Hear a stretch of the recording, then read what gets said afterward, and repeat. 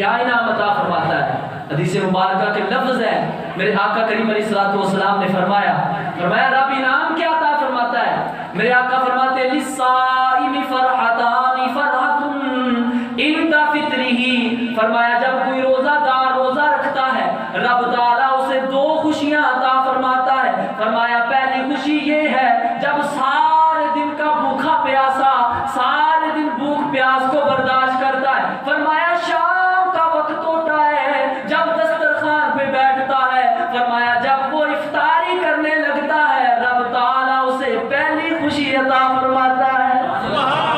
فرمایا رب تعالیٰ اسے پہلی خوشی عطا فرماتا ہے۔ پھر دوسری خوشی کیسی ہے؟ فرمایا وہ بندہ جب مر جائے گا، جب بندہ قبر میں چلا جائے گا، قبر سے جب حشر میں چلا جائے گا، جب میدان محشر لگا ہوگا، فرمایا نفسا نفسی کا عالم ہوگا، سارے لوگ حیران پریشان ہوں گے، آج پتہ نہیں کیا ہوگا، آج ہمارے ساتھ پتہ نہیں کیا ہونا ہے۔ فرمایا لیکن روزے دار کے لیے یہ خوشی ہوگی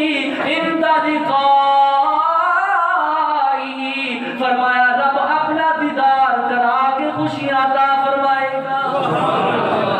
فرمایا ایک افطاری کے وقت خوشی ہوگی اور ایک جو ہے وہ کل بروز قیامت رب اپنی ملاقات کے وقت خوشی عطا فرمائے گا۔